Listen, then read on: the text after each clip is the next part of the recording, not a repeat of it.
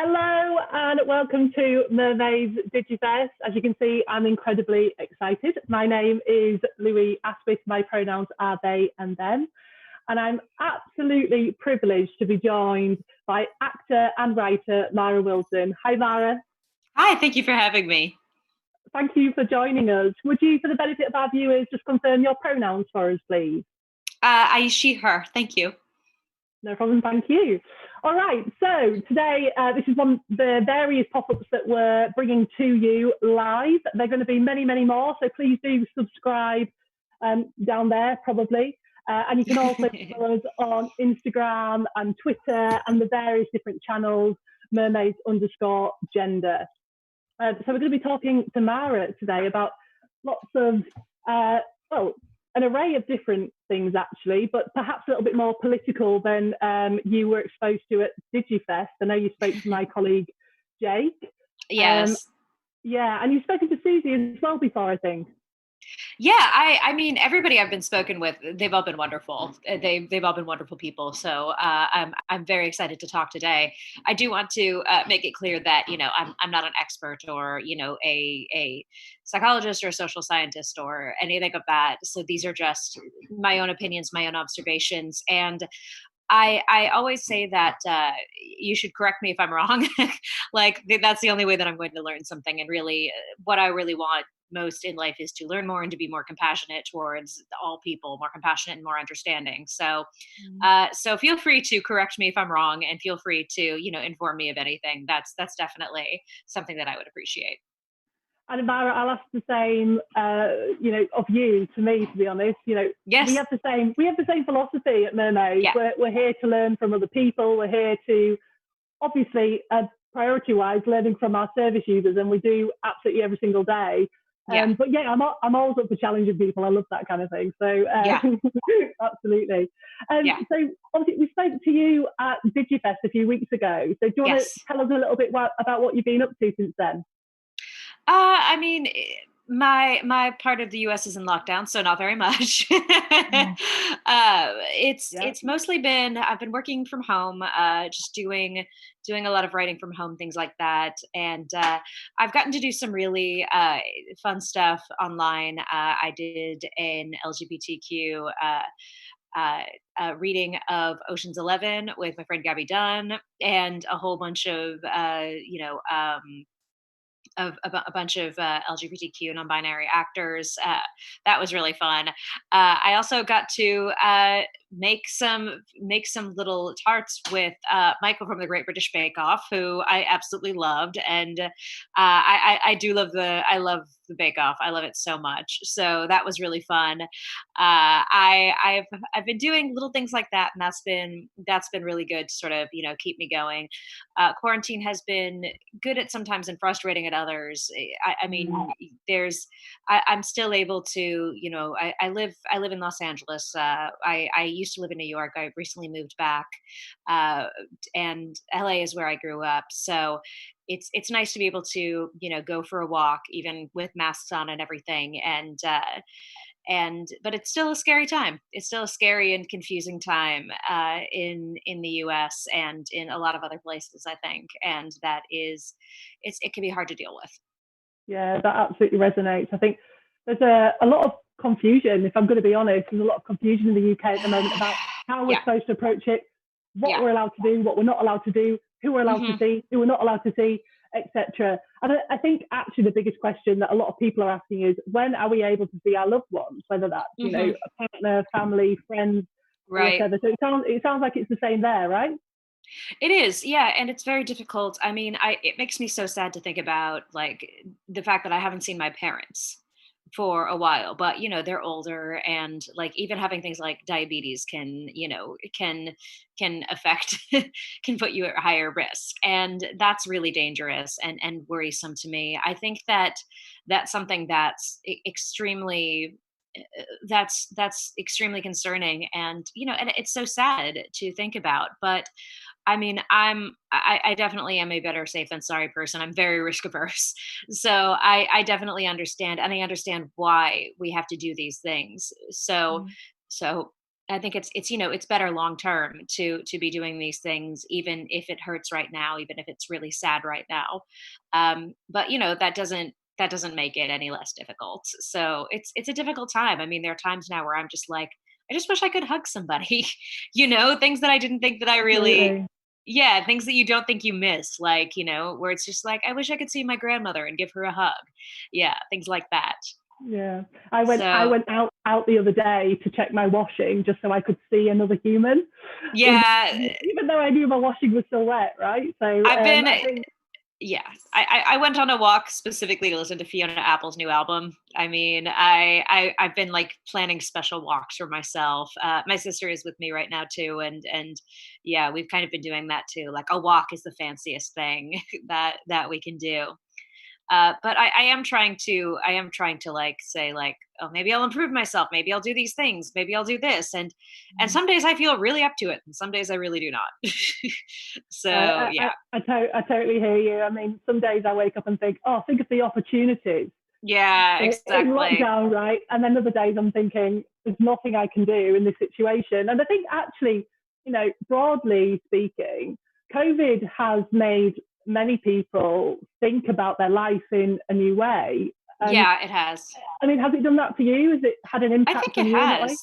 I think it has because I'm a very anxious person, and it takes me a long time to work on things and to develop things because of just a lot of fear and self-doubt, I think. And but right now I realize like, oh, I don't want to waste any more time.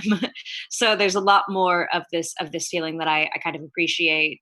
I appreciate the time that I had, and things that I could have been doing, and I don't feel regretful of it so much, but I do feel like, oh, I should have taken advantage of that more. And there's a little bit of that. So I am appreciative of that, I think. And I do feel like having the space from people has given me a little bit more clarity, and allowed me to reflect on a lot of things on my own. It's hard, it's very hard. And there's been some times where I'm just like, this is extremely stressful, and it's just making all my stress 100 times worse, Mhm.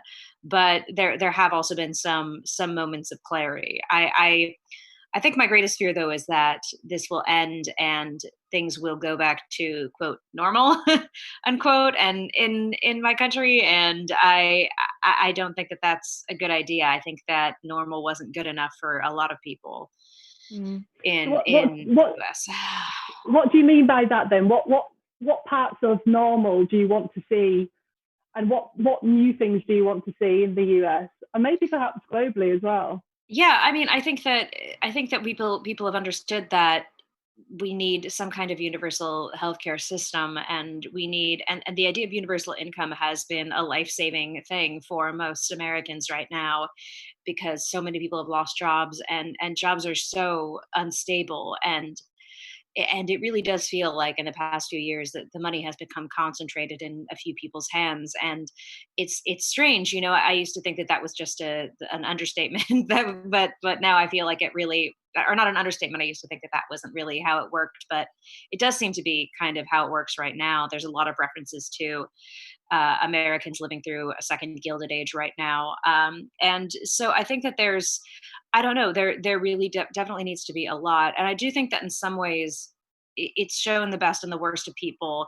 There have been a lot of people taking care of others, and making masks and doing those kinds of things. But there have also been a lot of people who are very selfish and willing to sacrifice others, willing to sacrifice, you know, uh, hairstylists and nail technicians and nurses, and skilled workers and things like that, and laborers, because they feel like they should be entitled to things, and cleaners and all kinds of people like that. And that's just horrifying to me. And I really hope that we come out of this realizing that the people who are the most essential right now are the people working in grocery stores.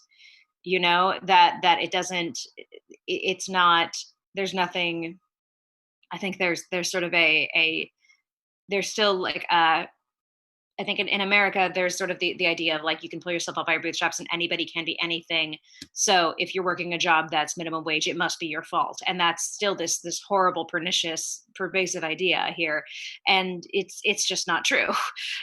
It's just not true. And some people like working those jobs, and also a lot of people can't get any other jobs, and because of their family situation, because of so many factors against them, and be it race and class and education and family and all of these different things. So I do think that I hope that we'll realize that the people who have been the most indispensable right now have been the people working in the grocery stores, and the people who couldn't go home, and the medical workers, and all of these people that we really just couldn't do without. Yeah, I absolutely. hope, yeah, that's my hope anyway, that we try to learn something from this. Yeah. I don't know about you, but there's a strange sort of dichotomy at the moment. Certainly, sort of my personal experience is this hope towards a recalibration of what we see as value, sort of value in society, and who we place that value against. But then at the same time, a time of crisis, which is the right word, and political change, you might say, we're seeing marginalized groups are being singled out for abuse, for hate. And I don't use those words lightly. And I don't know if you're having the same experience in the US. Yeah, it definitely is. I mean, I know that there's been a rise in anti-Asian, anti-Chinese, specifically hate crimes and things like that. My stepmother is Filipino Chinese, and I asked her if she and her family had gotten anything, and she said no, but that might just be because we haven't gone outside, which is a horrifying thought. She's mostly safe because she's keeping indoors, but I mean, it is happening, and it's horrifying. And I do think that there's, in times of fear and confusion, people always go back to wanting somebody to blame, and wanting control, and wanting tradition and safety and things like that. I think that is an unfortunate reaction. That is something that you see, a reactionary reaction. I think that is something that you see a lot. Yeah, absolutely. And we can see it through history, right? So and so let's move over, if you don't mind, to kind of go ahead. Focus our attention on trans civil liberty, and how the COVID situation might be affecting the trans population. And of course, Mermaids is a UK-focused charity, but I'm really interested to hear your perspective as a US-based person. But integrating both and trying to, perhaps learning from each other if we can. And to start off, I think let's look at this, generically, if you like, and more broadly. So people often say that, civil liberties are they're always heading the right way, even if things happen in between, such as a global pandemic, things happen in between that might be insinuative of a rollback. Ultimately, the right thing is going to happen at the end of the day. Do you feel like that's correct? Do you feel like society at the moment is illustrating that we are on a positive trajectory, or are you worried? I mean, I think that it does I think that it does in some ways, but you have to fight for it and you have to defend it. That's something I feel like I've seen as a Jewish person, that there's that Jews can be treated like humans, and not subjected to as many as many or any pogroms, but there is, I mean, I definitely feel like in the past, like 5 and 10 years, for example, I've been more uncomfortable telling strangers that I was Jewish. I mean, it is like out about it, be on the internet. So if they know who I am, they know who I'm Jewish, but they know that I'm Jewish. And, I mean, I have a Jewish first name, and I've been told that I look Jewish, but like, if I remember like being in cabs in New York and people saying like, so what are you? Are you Russian? Are you Irish? Are you, Eastern European? Are you Armenian? What are you? And me being like, and for a while I would just go, oh, I'm Jewish, Russian Jewish. I'm, Lithuanian Jewish. But after a while I'd get this like pit of fear in my stomach, like, I don't know what these people are going to think or say. So I do think that, you do need to fight for these things. And I see that a lot with the trans community. And I don't understand being anti, trans rights, because they are one of the most marginalized groups, and there just doesn't seem to be.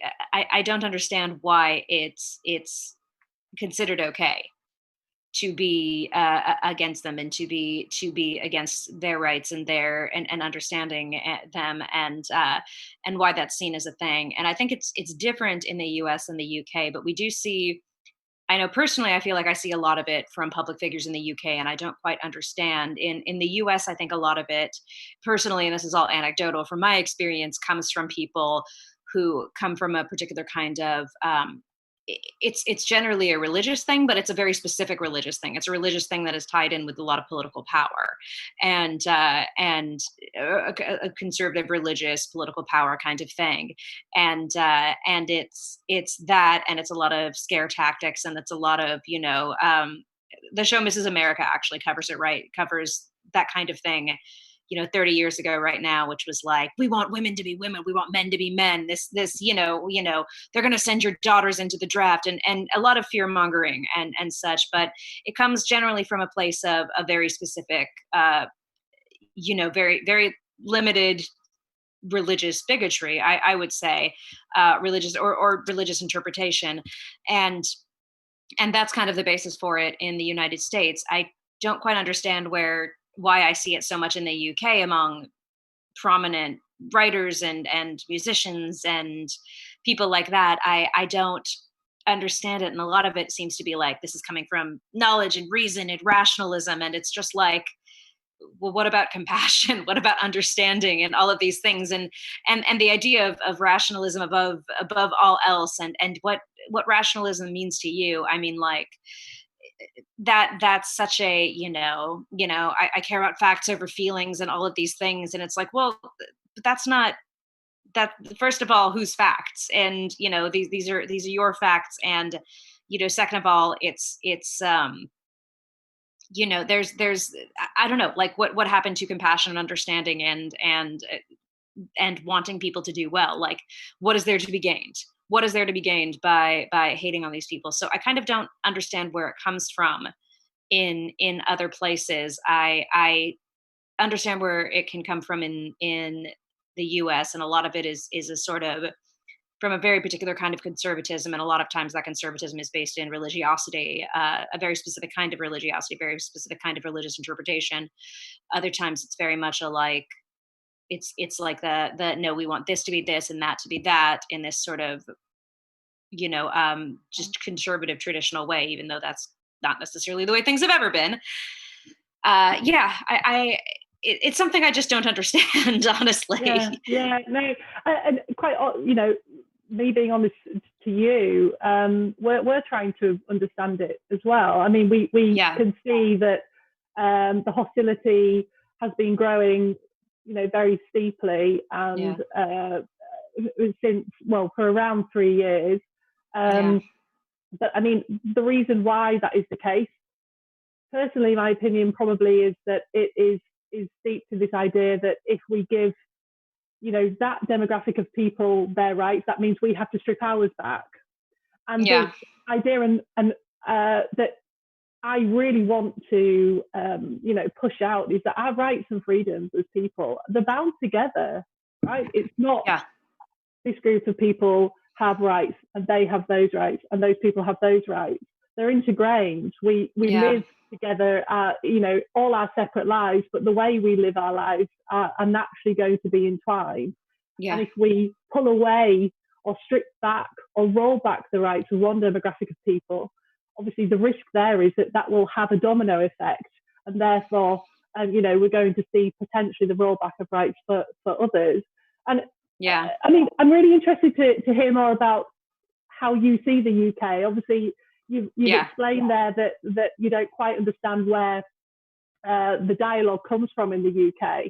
But broadly, what does the UK look like when it comes to accepting trans people, when it comes to trans rights? How do we look? I mean, I have so many friends in the UK, and I always love visiting the UK. I've loved visiting the UK since I was very young. I have so many happy memories of visiting so many happy memories of London and Glasgow and even the Isle of Man, which I filmed in when I was a kid, which Amazing, yeah. very few people have been to. I have so many happy memories of being there. And I mean, I grew up on like all British television, which was on, our PBS, our public broadcasting service here. So I don't know if my mother was just a bit of an Anglophile or what, but I grew up on British children's television and British, like Masterpiece Theatre and all kinds of British. Yeah. Like that was something that was a big part of it. And, only when I was older did I realize how complicated English history is, and I mean American history for that matter too.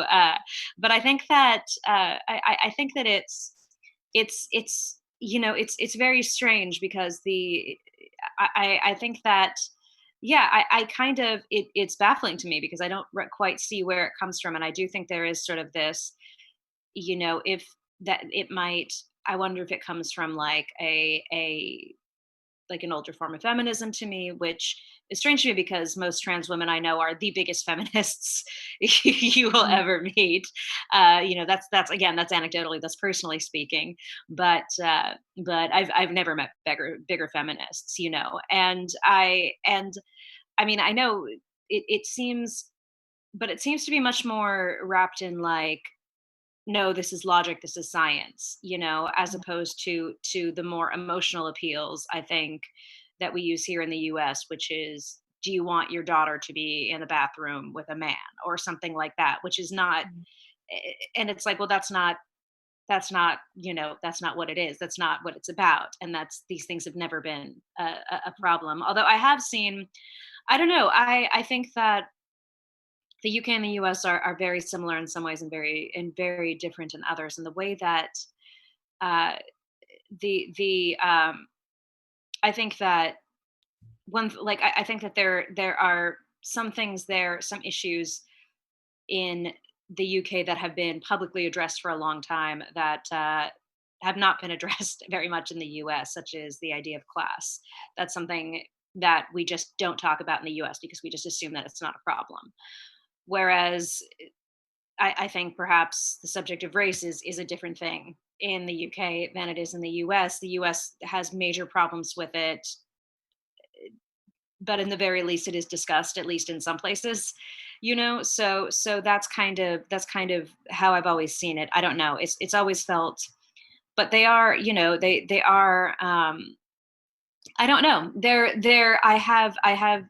I find it such an interesting place, and and there's still so much about it that I want to try to understand. I mean, I want to try to understand everything. That's what it is. And I've had a lot of British friends, including, trans British friends, saying like, it's really hard for us. It feels like we are not allowed to be ourselves here. We are not allowed to be accepted. But I mean, what are we going to do? This is our home, what are we supposed to be doing right now? Yeah. So yeah.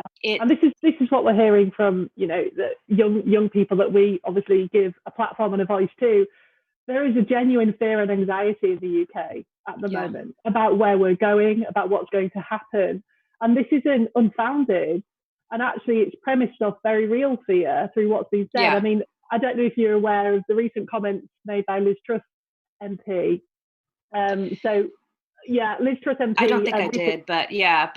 So broadly, Liz Truss MP, who is the Minister for Women and Equalities here, basically questioned whether trans people under 18 years old should be able to make decisions about their own bodies. And now we know and understand that a lot of people worry about, medical decisions that young people can make. But there's a specific pocketing here of trans young people around making decisions about their bodies, right? And I mean, what are your thoughts around bodily autonomy? And when do you think a young person should be able to make decisions about their own bodies? I mean, the way that I see it, when I was 12 years old, I knew that I had a mental illness.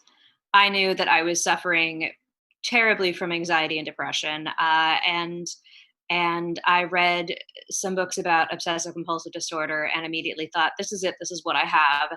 And I want help for it. So I went to, my school counselors and said, I think that I have this. I want to get treatment. And they sent me to a therapist and they sent me to a psychiatrist. And the psychiatrist said, do you want to go on medication? And I said, I want to do what would help me. And I did. And I advocated for myself at 12. And I don't know if every child can do that, but I knew at 12 and at 13 years old that that was the best move for me. I knew that that was, that was something. And I would have been suicidal if I hadn't done that. I knew what the issue was. I knew that there was something, I don't want to say there was something wrong with me, but there was something that wasn't right, going on inside me, because I don't want to say it's different, because being transgender is not a mental illness. It's a different thing. It's an identity. But I think that a lot of people know from a very young age that they are different, or that they are different, that they are special, that they are affected in a certain way, that there is I think that children, and I understand and I mean, I also went through this a lot with people saying, like, should we put children on medication? Is it all of these, is that the good thing? And I remember a doctor saying to me once, I wish they would just think about what helps. And that's kind of how I feel as well. I mean, I do think that I know in the US, definitely there are like unscrupulous doctors and psychiatrists, or who will just kind of throw medications at things and that kind of thing. But I mean, I also know firsthand from friends, like, how difficult it is to get treatment as a trans person, and to transition and to get all of these things. It can take years and years. So I mean, I think that I could advocate for myself at that age. I know that I could, and perhaps it's not true of every child, but I do think that if a child, that age comes to you and says, I know that there is something different, there is something special about me. I know that I am not this, that this isn't who I am. I think that should be taken seriously. I think that there's I mean, obviously their children have whims and children have these things, but there's also but when you know that deep down, when it's affecting their life every day, like when I thought of myself at 12 and my life was just a cycle of compulsions, like, I knew that I needed treatment. I knew that I needed something. If children are able to know that this is not the body that they want to be in, or this is not the identity that they are, I don't know. I think that I really wish people listened more to children in general, honestly. I think that was so powerful to listen to, Mara. And I think, Thank you. and thank you for your honesty there. That's not an easy thing to talk about. Talking about, Yeah. your own experience of mental health is always difficult. And so thank you very much for that. And it's Mental Health Awareness Week. My twin reminded me earlier today. Next week, right? So yeah, so that's a perfect opportunity. And perhaps, I mean, what's your number one tip to people who want to try and make their day a little bit easier?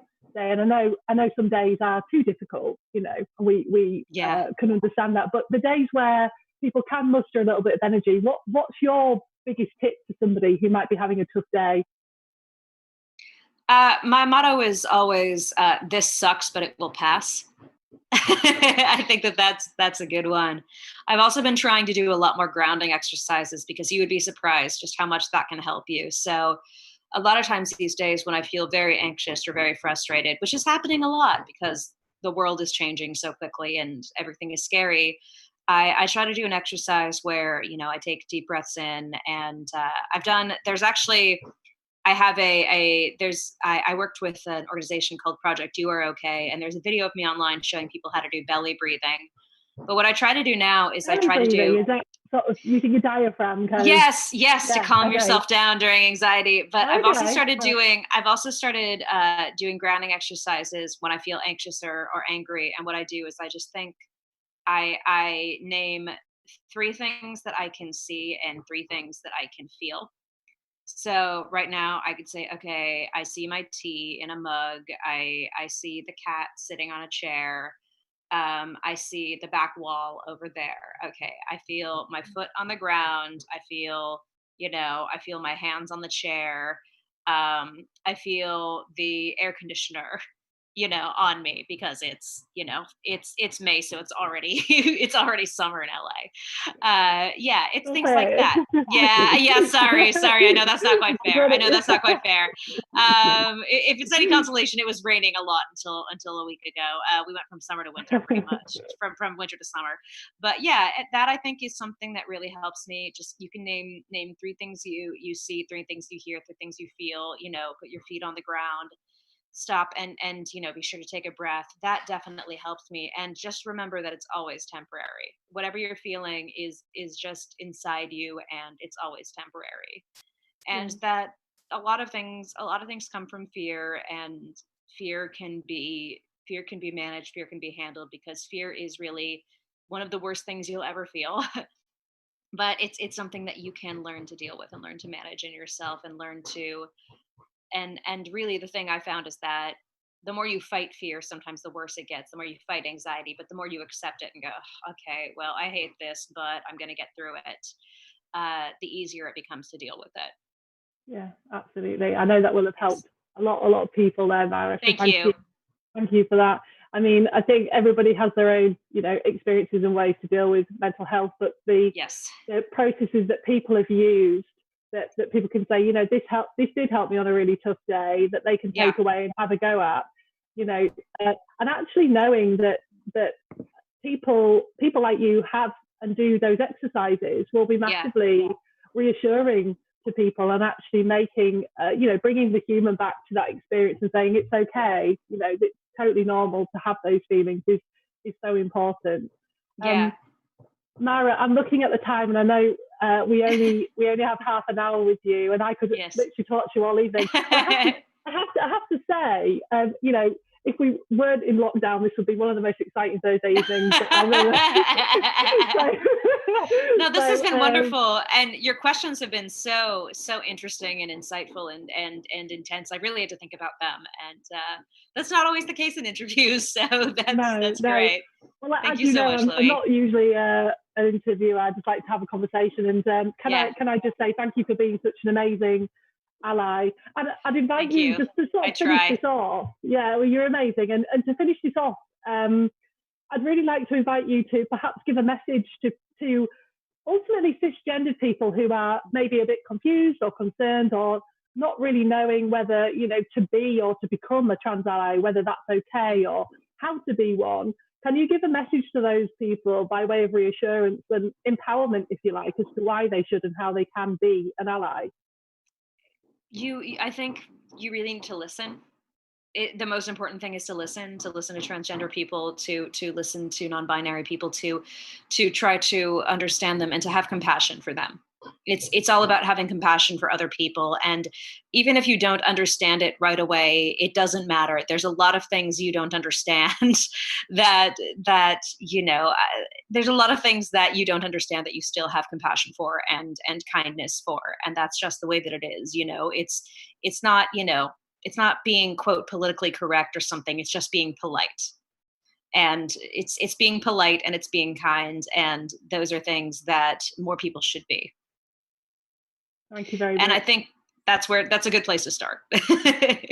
Absolutely. That's perfectly said, Mara. Thank you so much. And to remind everybody, these are pop-up sessions delivered by Mermaids. Please do subscribe. Mara Wilson, thank you so much. Thank you so much. It's been absolutely wonderful. And I'm sure we'll speak to you again very soon. Thank you. Thank you so much for having me.